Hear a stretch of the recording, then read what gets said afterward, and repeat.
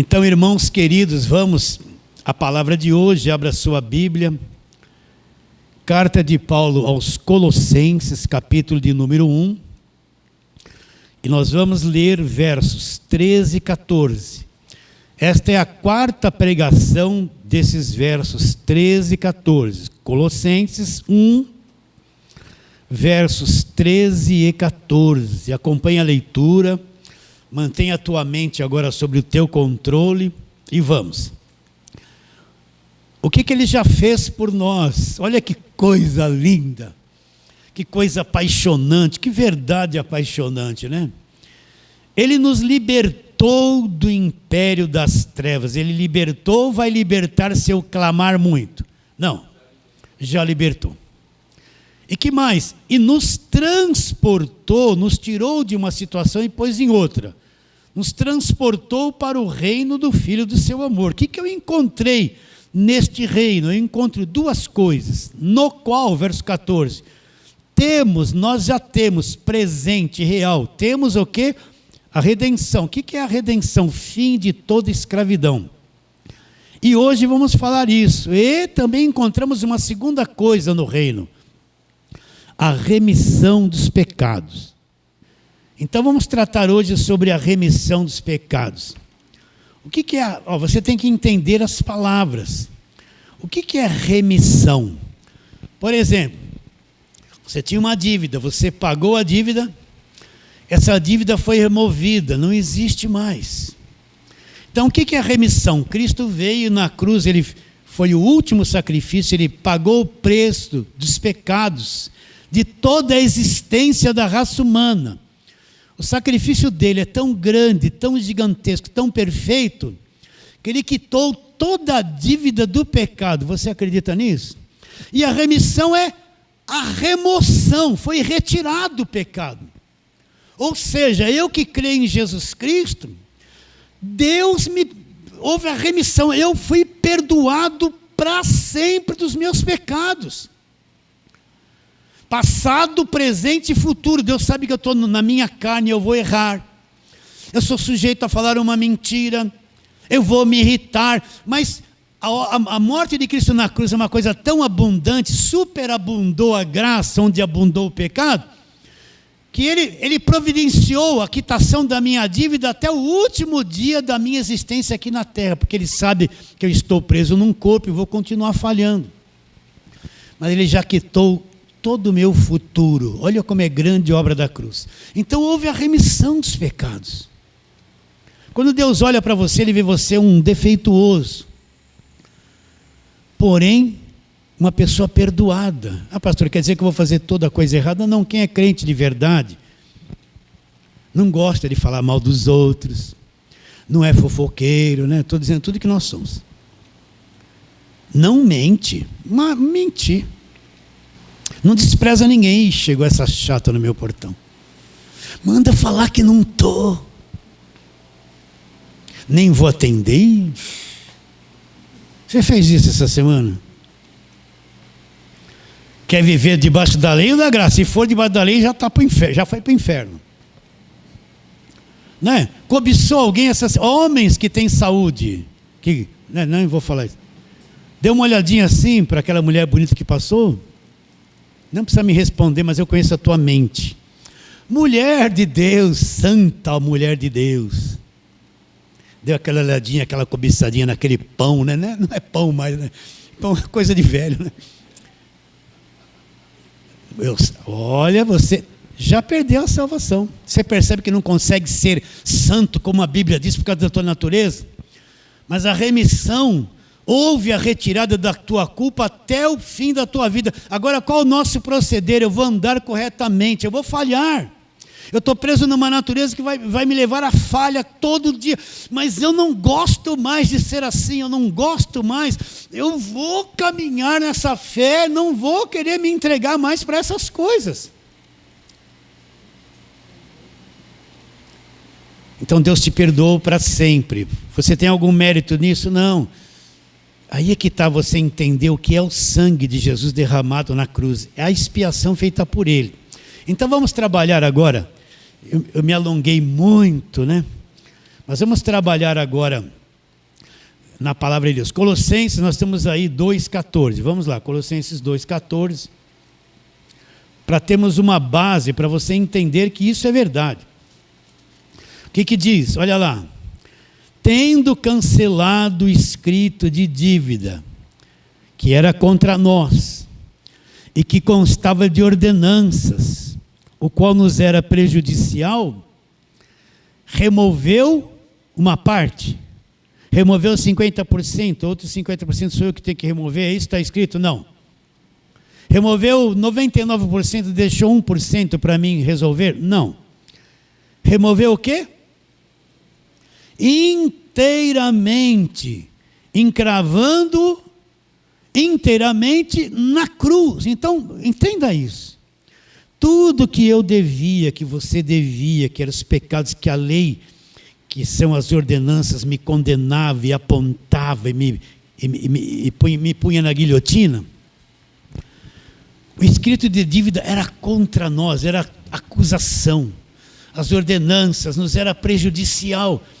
Ele removeu inteiramente tudo, toda a nossa dívida, toda a nossa culpa foi removida inteiramente. Removeu, tirou tudo, encravando ele aonde? Na cruz. Na cruz, o sacrifício perfeito removeu a lei, removeu toda acusação, todo escrito de dívida. Por isso que essa doutrina de pagar preço não existe. Isso é escravidão que vem da mentalidade da lei. Removeu tudo que você devia, removeu o escrito da dívida, você não tem que pagar mais por nada. Está perdoado, a remissão dos pecados. Removeu tudo. Sim ou não? Então quando Deus te olha, Ele vê você sem culpa. Por isso que nós cantamos Romanos 8,1, agora pois nenhuma condenação há. Ele me vê. Não tem mais lei, não tem mais o acusador me apontando, não tem mais a sentença de condenação, tudo isso foi removido por Cristo na cruz, já foi. O escrito de dívida que era contra nós, que constava das ordenanças, nos era prejudicial, nos prejudicava. Ele removeu inteiramente, cravando ele aonde? Na cruz. Então, como foi possível a remissão dos pecados? Porque Cristo assumiu o escrito de dívida e removeu ele por inteiro na cruz. Por isso que o centro do Evangelho é Jesus Cristo e o que ele fez na cruz. Vamos um pouquinho para frente. Romanos, que nós acabamos de cantar. Volta. Romanos 8,1. O que diz? Agora, pois, nenhuma condenação há ou existe para quem? Para aqueles que estão em Cristo Jesus. Não há mais condenação. Por isso que eu afirmo aqui sem nenhuma preocupação, que quem é salvo uma vez salvo, salvo para sempre, para sempre. A salvação nunca se perde, porque ela foi me dada gratuitamente, e Deus me salvou, conhece as minhas fraquezas, e me mantém salvo até o fim. Ele vai me manter a verdade no meu coração, essa fé que Ele me deu, até o último suspiro nesta terra. Agora, pois, nenhuma condenação há para aqueles que estão em Cristo Jesus. Porque a lei, uma nova lei entrou em nós, a lei do Espírito da vida em Cristo Jesus, me livrou de outra lei, da lei do pecado e da morte. Qual era a lei que apontava o pecado e mandava matar? A lei de Moisés. Me livrou. Agora, porquanto que for impossível a lei, você tem que entender isso. No que estava enferma pela carne, isso fez Deus, enviou seu próprio Filho em semelhança de carne pecaminosa, e no tocante ao pecado, e com efeito condenou Deus na carne o pecado. Por que ele fala que a lei estava enferma pela carne? A lei dizia assim: não serás mentiroso. Mas eu tenho uma natureza que mente, eu já nasci mentindo. Primeira coisa que a criança vai fazer: você fez isso de errado? Não, mentiu. Quem ensinou ela a mentir? Nasce mentirosa. Aquele anjinho é uma víborazinha. Eu falo para os pais: não é anjinho não, uma víborazinha. Daqui a pouquinho ele vai estar mandando e você chorando, brigando, desobedecendo. Por isso, casais novos, né, que casaram agora, demora uns 10 anos para ter filhos. Se você quiser, né? Aproveite, porque se tiver 1 ano e meio depois, já era. A lua de mel acabou ali. A víborazinha vem, acabou a paz do casal. Ai, coisinha linda. Haja paciência, viu? As mães sabem disso, né? Aí o maridão começa a ficar meio frustrado, porque a mulher não tem mais tempo para ele. Ele chega do serviço todo empolgado, mas a mulher está com a cara assim, que a víborazinha sugou ela e ai, perdi a mulher para o meu filho. Não é assim? Quantos casais são destruídos por causa disso? A mulher entra em depressão, uma série de coisas. Mas tenham filhos, né, meus irmãos? Eu não estou dizendo que é errado ter filhos. A criança não, já nasce, daqui a pouquinho está mentindo. Então não está. Vocês estão entendendo isso? Agora, eu fui fazer brincadeira e perdi o que eu estava falando. O que eu estava falando? A lei do pecado. Eu nem sei, mas vamos assim mesmo.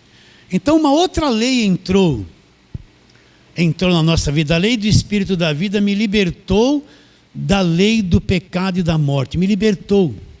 Sim, voltei.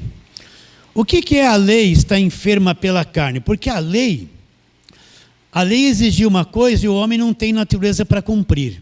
Então a lei dizia assim, não serás mentiroso. Mas o homem não consegue ser mentiroso. A gente mente.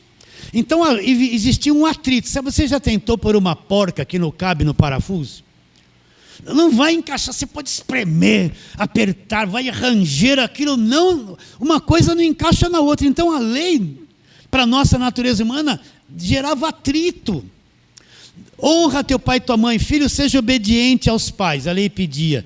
Qual filho que é obediente aos pais? Em pouco tempo ele fala, não quero, não vou, e foge. Dá um tormento terrível, não quer obedecer. Ao ponto de um filho aqui na terra que foi obediente 100% aos pais. Então a lei gerava um enorme problema, exigir para um homem, na carne, que se cumprisse. Então virou uma enfermidade, o contato da lei com a natureza humana é como explodir um cabo elétrico. Não se encaixava. Agora, como Deus vai ajustar isso? Então a lei condenava, era escrito de dívida. O que Deus faz? Deus enviou o seu Filho com um corpo humano. Agora o corpo humano de Jesus Cristo, eu vou te falar 100 mil vezes, ele não veio da genética de Adão, ele veio da genética de Deus. Então a carne de Jesus Cristo, o corpo de carne dele, pelo amor de Deus, entenda isso, não nasceu contaminado como o nosso. Ele não nasceu com essa natureza pervertida, caída, estragada como nós, porque ele não veio de Adão, a genética dele vem de Deus. E a Maria não passou nada para ele, tudo que saiu do corpo de Maria parou na placenta, entende isso? Entende ou não? Então Jesus Cristo não tinha uma carne contaminada como a nossa, ele não tinha essas tendências malignas que nós temos, ele sentia as coisas que nós sentimos, sim, mas sem pecado, sem a degradação da natureza humana. Por isso que ele nunca pecou aqui na terra, porque ele tinha uma natureza perfeita. Então, como é que iria libertar da lei? Se estava em conflito com a carne, estava enferma, e ela nos condenava. Então Cristo vem em forma humana, com um corpo humano perfeito, e agora Deus vai pôr um fim na culpa. Quando Cristo vai para a cruz, o corpo dele é traspassado lá, o pecado foi condenado. Deus pegou tudo que entrou no mundo, o pecado pôs naquela carne de Jesus. E quando o pecado está na carne de Jesus, o pecado é condenado na carne de Jesus. Então aquele corpo foi o corpo do sacrifício. O pecado foi condenado ali, acabou o problema, foi pago. Como Jesus Cristo não tinha pecado, ele assumiu o nosso pecado. A lei exigia um cordeiro perfeito, ele foi o cordeiro perfeito que veio de Deus. Por ser perfeito o que ele fez, a lei não pode pedir mais nada. Acabou a lei, acabou o judaísmo, acabou a velhice. Ele cumpriu tudo, realizou tudo, pagou o preço, não tem mais dívida. O pecado foi condenado. Então agora que eu creio, esse benefício vem para minha conta, então eu não tenho mais nada, houve a remissão dos pecados. Então por isso que você é santo. O evangelho é isso, houve a remissão dos pecados. Cristo quitou, removeu, cravou na cruz o escrito de dívida, removeu inteiramente, e o pecado foi condenado na carne. Então agora que eu creio em tudo isso, eu nasci depois de todos esses acontecimentos. Então quando eu creio em Cristo, agora eu estou depois da cruz, toda essa verdade se cumpre na minha vida. Eu passo a ser uma nova criatura, liberto do império das trevas, passei a ser um crente de verdade. Liberto da lei, liberto da velha lei. Não tenho mais nada a ver com o Velho Testamento. Velho Testamento, tudo que tinha que ser cumprido a respeito de Cristo, Cristo já cumpriu. E cumpriu, pagou a dívida e acabou. Nós estamos no Evangelho da graça de Deus. Agora vamos lá, Hebreus capítulo 10. Vamos lá para Hebreus agora. Para nós falarmos mais sobre esse assunto. Hebreus capítulo 10, você vai ver que tudo aquilo que se fazia na lei era uma coisa imperfeita e não resolvia problema nenhum. Olha, Hebreus 10, 1. Ora, visto que a lei tem sombra dos bens vindouros, não a imagem real das coisas. Então a lei era uma sombra. Uma imagem real estava para chegar, que era Cristo. Então a lei foi um período de sombra, a lei era uma sombra. Aí ele diz, a lei nunca jamais pode tornar perfeitos os ofertantes com os mesmos sacrifícios que ano após ano perpetuamente eles oferecem. De outra sorte, não teriam mais cessado de ser oferecidos, porquanto os que prestam culto, tendo purificados de uma vez por todas, não mais teriam consciência de pecado. Olha lá, marca essa palavra consciência aí, nós vamos falar isso. O que ele está dizendo? Que todos aqueles sacrifícios, tudo aquilo que foi feito no Velho Testamento, não resolveu nada. Aquilo era uma prática feita ano após ano e não resolvia nada. Todos eles tinham uma mente condenada, uma consciência condenada, cheio de culpa, cheio de prisões, cheio de religião. E depois ele diz, verso 3, entretanto, nesses sacrifícios, faça recordação dos pecados todos os anos. Agora, é uma coisa impossível na Bíblia. Porque é impossível que o sangue de touros e de bodes, aquilo que se fazia na velha aliança com relação aos pecados, remova pecados. Agora, começa a falar de Jesus. Por isso, ao entrar no mundo, Jesus vai entrar no mundo, ele vai nascer, assumir um corpo humano. Por isso, ao entrar no mundo, diz, olha lá, o próprio Deus que deu os sacrifícios e as ofertas do Velho Testamento, agora, com a vinda de Cristo, vai rejeitar e anular tudo aquilo lá. Sacrifício e oferta não quer mais. Não quer mais. As práticas do Velho Testamento ele não quer mais. Acabou. Sacrifício e oferta não quisesse. Antes um corpo me formasse. Então foi formado um corpo para Jesus ir ao mundo. Esse corpo ser sacrificado em favor de todos nós. Não te deleitasses com holocaustos e ofertas pelo pecado. Agora Jesus está dizendo, então eu disse, eis aqui estou no rolo do livro que era a lei. A velha aliança está escrito ao meu respeito para fazer, ó Deus, a tua vontade. Depois de dizer como acima, sacrifícios e ofertas não quisestes, nem holocaustos e oblações pelo pecado com isso te deleitastes, coisas que se oferecem segundo a lei, então acrescentou, eis aqui estou para fazer, ó Deus, a sua vontade. Olha a mudança agora de aliança. Ó. Remove o primeiro pacto, remove a primeira aliança, para estabelecer a segunda aliança. Então o que Paulo está explicando aqui? Que tudo aquilo que se fazia na velha aliança, os rituais, o templo, toda aquela religião, foi útil por um período, foi válida por um período. Quando Cristo vem, o próprio Deus vai rejeitar tudo aquilo que Ele mesmo mandou fazer, aquilo acabou. O próprio Deus vai pôr um fim e rejeitar, não quer mais aquilo. Por quê? Agora Cristo vem e vai estabelecer uma nova aliança, vai ter um corpo humano, vai ser o sacrifício perfeito e vai estabelecer um novo testamento. Logo o Velho Testamento vai ser posto de lado. Está bem claro isso? Então o que resolveu não é o que foi feito no passado.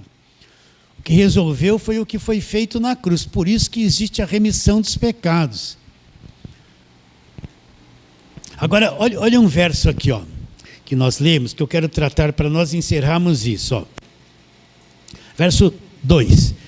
De outra sorte não teriam cessado de ser oferecidos.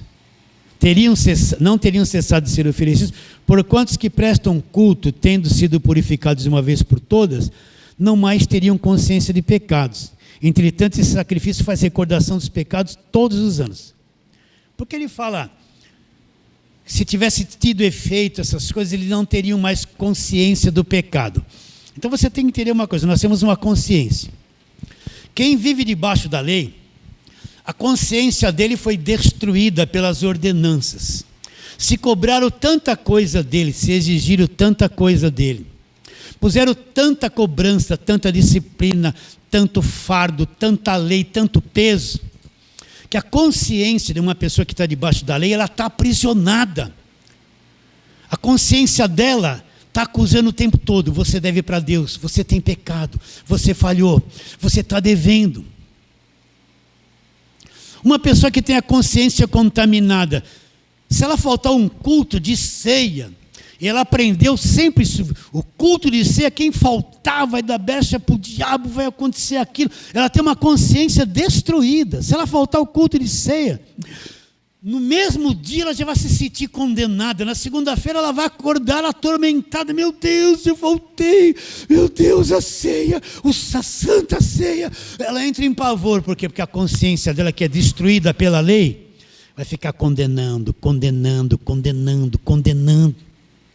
Então tem um mundo, milhões de gente aqui no Brasil, em igrejas de lei, eles têm uma consciência destruída, eles não têm paz. A visão de Deus é um Deus que cobra, é um Deus que aponta, é um Deus que manda para o inferno, é um Deus que exige mais do que ela possa fazer, é um Deus que te controla, é um Deus, meu Deus, como é difícil ser. Aí eles vão falar, entrai pela porta estreita, tudo é porta estreita, tudo é caminho apertado.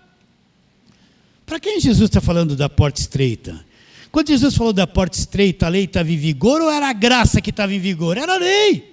Para quem que ele está falando de porta estreita? Para os judeus que estão debaixo da lei, a única porta que tinha era a lei, e a lei era estreita, apertado o caminho, ninguém conseguia cumprir. Porta estreita não é proibir roupa, cabelo, aparência, proibir de ir na praia, proibir de ir num chão. Isso aí é religião que puseram na cabeça das pessoas. A porta estreita é a lei que não passava ninguém. E o caminho na velha aliança era espaçoso e muitos iam para a perdição. Então, presta atenção. Eu quero que você analise a sua consciência. Tem alguma coisa te acusando ainda? Você se sente inferior? Você acha que está devendo alguma coisa para Deus? Você acha que Deus está te rejeitando, está com o dedo apontado para você, te acusando e te cobrando? Se ainda você tem um resquício disso, você não está com a mente renovada ainda pelo Evangelho. Pode ter renovado alguns pontos, mas outros, para você achar que é muito grave, ainda você se sente meio desconfortável debaixo de condenação. Então, todo aquele que vive debaixo de lei, que não entende a remissão dos pecados, a culpa paga na cruz e o fim dela na cruz, que está debaixo de igreja que você tem que fazer 50%, voto, sacrifício, monte, campanha, cobrança, está perto. Ele tem uma consciência destruída, programada para acusar ele dia e noite e dia. Aí depois ele vai ter pesadelo à noite, vai falar, não, estou uma guerra com o diabo. Não, ele está com uma consciência tão destruída que ele tem até sonhos terríveis à noite, por causa da consciência destruída. Vocês estão entendendo essa questão de consciência? Todo aquele que não entendeu a graça, ele tem uma consciência destruída, que sempre o acusa, sempre cobra. Principalmente se ele viveu em igreja que não podia pôr essa roupa, agora ele põe.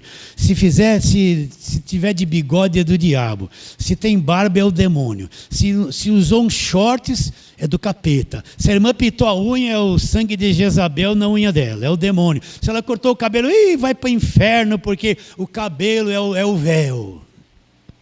Não é? Vocês estão... Nossa! Tem a consciência destruída. Quando eles vêm para a graça, eles vêm bombardeados. Eu converso com muitos deles, eles não têm nem coragem de vir aqui, pelas coisas que a gente faz. Eles estão com uma sede de encontrar a verdade. Quando conversa comigo, eu vejo que eles têm uma consciência tão destruída.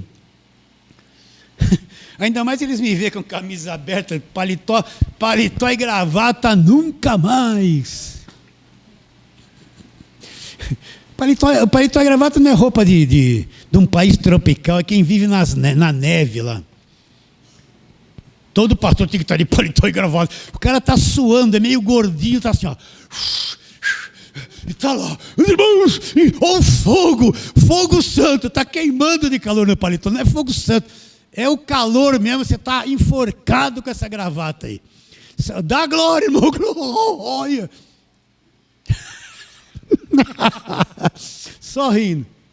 O fogo do altar. Então, para terminarmos, você entende essa questão de consciência? Então você pode encontrar a sua mãe, você pode encontrar o seu pai, você pode encontrar um amigo seu, um irmão, um primo, um parente, irmãos de outra igreja. Quando você for falar a verdade do evangelho para ele está com a consciência tão destruída que tudo é culpa. Ele está na santa doutrina, ele vai falar, nas proibições, no medo, na exploração. Quando você fala da graça, ele libertou do império das trevas. Não, meu irmão, estou numa luta contra o diabo. Olha a consciência dele. Jesus te perdoou. Não, há pecado para a morte. Cometer esse pecado é imperdoável. João falou isso? Falou. Mas será que João entendeu claramente o evangelho da graça de Deus? Agora eu vou questionar isso. Se Jesus morreu na cruz, e o sangue dele não teve poder para perdoar todos os pecados, se existe um pecado que o sacrifício, o sangue derramado não pode perdoar, então Jesus falhou, o sangue é ineficaz, então falhou, a cruz falhou.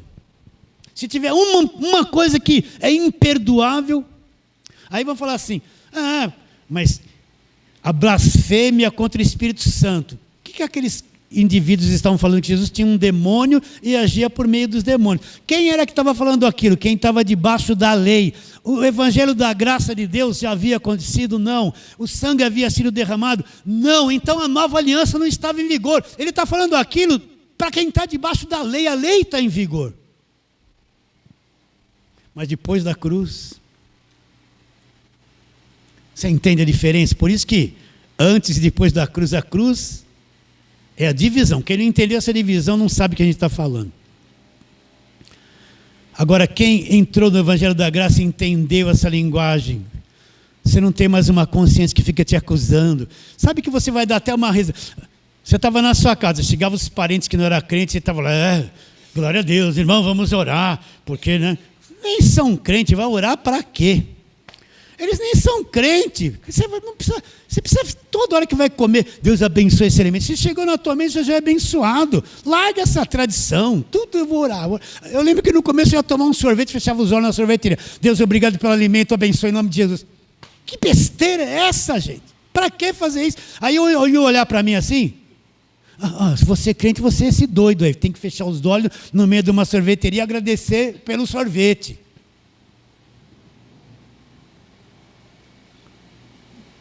Quem encontrou o evangelho da graça sabe que não perde a salvação, que foi liberto do império das trevas.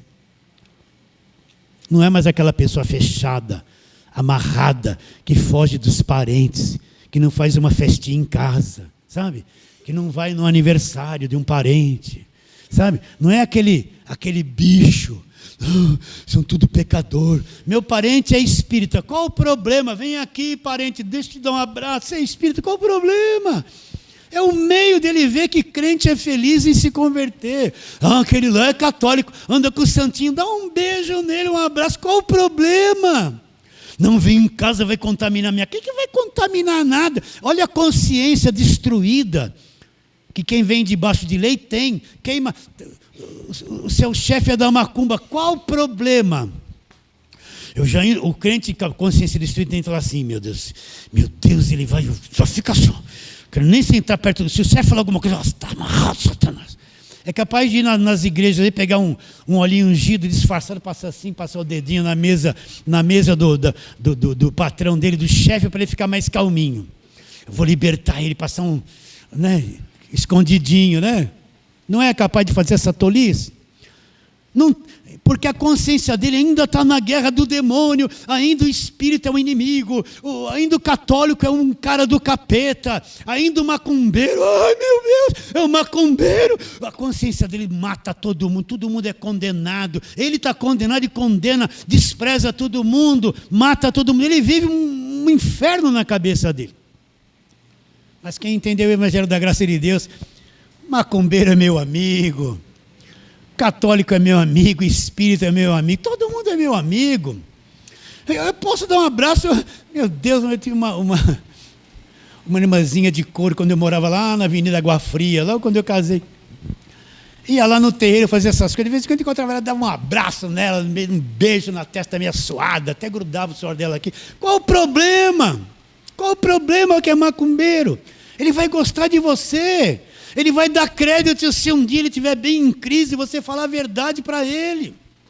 Mas quem tem a consciência destruída não se mistura mais com ninguém, tudo é pecado, tudo é condenação, tudo é peso, qualquer roupa é do demônio. Ele está com a mente destruída, a consciência destruída. Quem está na graça está livre, está em paz, dá risada, não é verdade? Ah, pastor, mas o meu irmão, eu vou lá, ele bebe cerveja. Não, está amarrado ao espírito do álcool. E daí que ele bebe cerveja? Não, você não bebe. Qual o problema? Não, porque bebe. Daí, vai lá, é teu irmão. Tem um comportamento íntegro na frente dele, ele vai ser abençoado. Ele vai gostar de você sendo crente. Quando falarem mal dos crentes, falarem, pode falar uma coisa, mas esse meu irmão aqui nunca me acusou de nada. Olha que eu já tomei caipirinha na frente dele, enchi a cara na frente dele, nunca me acusou, nunca me desprezou. Ele vai ver a tua virtude. Agora, quem tem consciência contaminada, tudo é ruim, tudo é contaminado, vive debaixo de um cativeiro. Vocês vão ter mais 5 minutinhos só de paciência, né? Então vamos a um texto agora. Hebreus 9, nós estávamos no 10, 14. Muito mais o sangue de Cristo, que pelo Espírito eterno a si mesmo se ofereceu sem mácula a Deus. Presta atenção, vou ler com calma, olha. Muito mais, muito mais. Primeiro ele está falando do sangue dos animais da velha aliança. Olha lá, o verso 13. Portanto, se o sangue de bodes e de touros, a cinza de uma novilha, aspergidos sobre os contaminados, os santificavam quanto à purificação da carne, agora ele vai mostrar que o sangue de Cristo é uma coisa muito superior a tudo aquilo. Muito mais o sangue de Cristo, que pelo Espírito eterno a si mesmo se ofereceu sem mácula a Deus, purificará a nossa consciência das obras mortas, para servirmos ao Deus vivo. O que é purificar a consciência das obras mortas? Você está aí, mesmo com esse calor? O que são obras mortas? Coisas que eu faço para Deus, que não tem mais razão de ser. Deus não quer mais que eu faça isso. Mas como eu não tenho uma mente renovada, eu faço. Por exemplo, na velha aliança se fazia sacrifício. E eu estou no Novo Testamento querendo fazer um sacrifício em dinheiro. Vou pôr um dinheiro no envelope e sacrificar para Deus. Vou dar uma quantia que eu não posso dar, que vai me fazer falta, e fazer um sacrifício para Deus. É uma obra morta. Por quê? Porque na nova aliança não existe sacrifício. Mas na consciência destruída, ele acha que ele tem que pagar um preço para Deus, ele quer fazer um sacrifício para Deus aceitá-lo. Ele não entende que ele é aceito pelo sangue da cruz, ele pensa que é aceito pelo sacrifício. Ele está fazendo jejum, ele pensa que ele vai ser melhor fazendo jejum, ele pensa que está sendo melhor fazendo um monte de coisa que a igreja pede. Mas quando Deus olha, Deus fala, tudo isso acabou, você não precisa mais fazer isso, não tem mais efeito, são obras mortas. Então você vê um monte dessas pregações da televisão, que leva as pessoas a fazer coisas mortas. São obras que Deus não quer mais, são obras mortas, não produz efeito positivo nenhum. Vou ficar sem comer para mortificar a carne. Procura um versículo que fala assim, você tem que fazer jejum para mortificar a carne. Não existe isso na Bíblia, é religião. De onde vem essa prática exagerada do jejum? Velho Testamento. Não tem uma ordenança nas cartas de Paulo, que Paulo fala assim, você tem que jejuar muito, ficar sem comer, para Deus te dar vitória, para acontecer uma coisa. Não, o que Paulo fala, você tem que acreditar no que foi feito, não é ficar sem comer. Então fazer jejum é uma obra morta. Para Deus é uma coisa morta. Então o que ele fala? Quando eu entendo o valor do sangue de Jesus derramado na cruz, e eu tenho aquela minha consciência cheia de acusação, cheia de prática de obras mortas, cheia de cobrança de Deus, cheia de pagar preço. Quando eu entendo que o sangue de Jesus foi derramado e liquidou tudo, essa verdade faz assim na minha cabeça, limpa a minha consciência de todo o lixo trazido pela lei. É aí que você acabou o peso, acabou o jugo, acabou o fardo, acabou a cobrança, acabou o jejum, acabou as obrigações da lei, acabou tudo. Eu estou com a consciência em paz, eu sou feliz agora. Ai, que o evangelho é lindo, eu vou sorrir, porque o crente só fica assim, tudo fechado, tudo amarrado, tudo assim. Você vê o crente dentro do metrô, olha para ele, está assim, está sempre fechado, todo mundo vai contaminar ele. Vê o crente no ambiente de trabalho, tá lá, bom, quando aquele é amarrado em tudo, vai comer, se afasta de todo mundo, não dá mais uma risadinha, não faz uma brincadeira, ou então às vezes você cede, já está caído, né? Então o sangue de Jesus pagou por tudo. Agora solta a minha cabeça, Deus. Estou salvo, minha mente foi renovada. O sangue limpou a minha consciência. Eu não tenho mais consciência cheia de acusação. Eu tenho uma consciência cheia de perdão, cheia de paz. Eu não estou mais em guerra, não estou mais no império das trevas. O diabo não está mais na minha vida, foi removido. Minha culpa foi removida. Que bom! Me libertou do império das trevas, me transportou, me deu a redenção. E a remissão da culpa, tudo foi removido. Limpou minha consciência, eu ando agora diante de Deus com uma pura consciência. Deus, eu te amo, estou livre para o Senhor está livre a mim, não tem mais condenação, não tem mais culpa, não tem mais preço a pagar, não tem falta de perdão. Onde abundou o pecado, o que aconteceu? Onde abundou o pecado, veio uma coisa muito maior e superabundou a graça. Recebe a palavra de hoje? Fala assim, amém.